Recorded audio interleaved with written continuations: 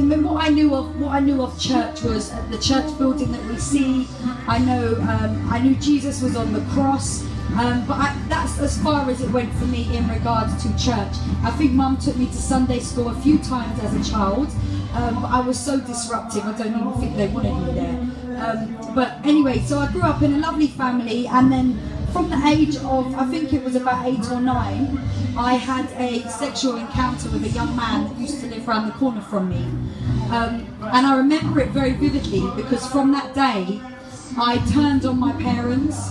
I became a very, how can I put it, the child I turned into was very disruptive.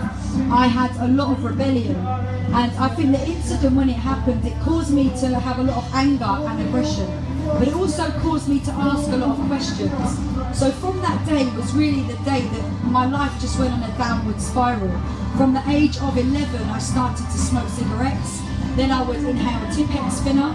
I used to then inhale lighter gas fluid, because I just wanted to get high, because I just wanted to shut out the things that were around me, the memories that I had. At the time when I got abused, I didn't tell my parents, because it was something that I went through on my own, and I shut it out. So all of these substances that I got involved in were to shut out what was going on in my mind and in my life. At the age of about 13, 14, I became very ill, and I was in and out of hospital with all these diseases and illnesses that were just unheard of at the time. I mean, there was one condition I had called Stevens-Johnson syndrome, and they actually had to go and look in a medical journal to find out what was going on with me.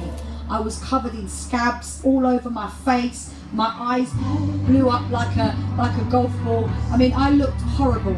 So because of that incident, it made me, I hated myself. I felt ugly, I felt horrible, and even though I'd come through it and got better, I still had this insecurity within myself through what I'd been through with my health.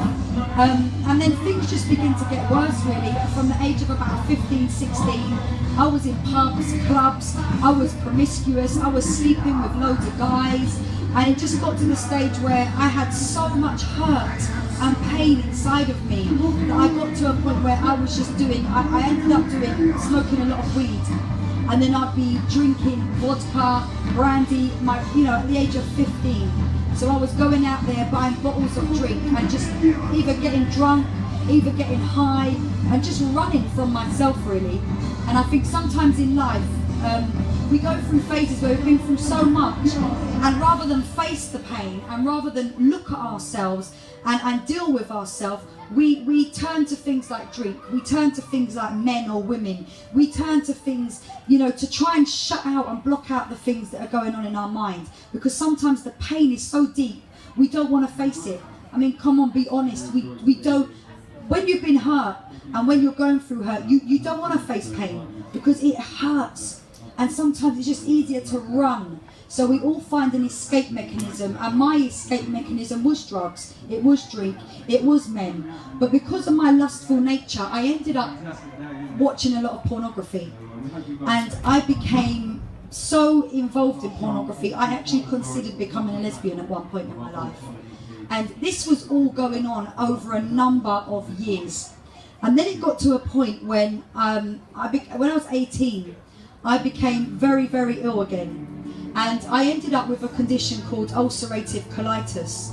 Now this meant that my bowel was ulcerated, my large colon. I went down to 6 stone, I was rushed into hospital, and I was actually told that basically that I had to have surgery. The surgery involved me, a young woman, having an ileostomy bag. Now an ileostomy bag is a bag that was attached to my tummy, which meant that I would go to the toilet in a bag. Usually here elderly people have these, but I was a young 18, 19-year-old girl who had to have this bag. Through that incident, that just crushed me, and I had the bag for about 2 years. During that process, I just felt like I was different from everybody else. I didn't fit in with everybody else. All my friends are going raving, all my friends are out there, living the life that they were living at that age, and I just felt like, hang on, I'm missing out on something here. It became such a problem to me that I decided I was going to take my life.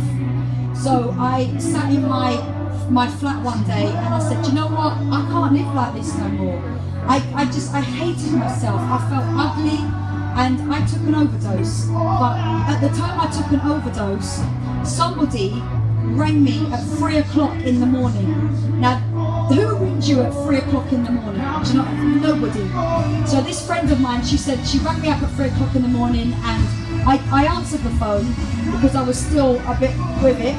And she said, are you okay? I went, no, I've just took an overdose. I want to take my life. I said, I've had enough. I can't cope anymore. I feel ugly. I'm young. All you lot are going out there living a life. And I just feel like, you know, I've been abused. I'm on drugs. I've got these health issues. What's the point in living? What is the point in life? I said to myself. But thankfully, an ambulance was called. I got rushed to hospital, and I'm here today to tell the story. But that wasn't it. After that, they offered me counselling, and I said no, because I'm a bit of a hardhead. So, you know, I'm the sort of person that you can't tell me something, I have to go through it to experience it. And then I realised, okay, now I've learned. So I got rushed into hospital, came out, didn't want counselling, and life just got worse. It just didn't get any better. I didn't learn from there. So I was about 22 when I had the bag reversed. So I've had this ileostomy bag reversed now, and I felt like I've got my life back now. Yes. So I just went crazy. I started going out there doing cocaine. I was going to every rave going.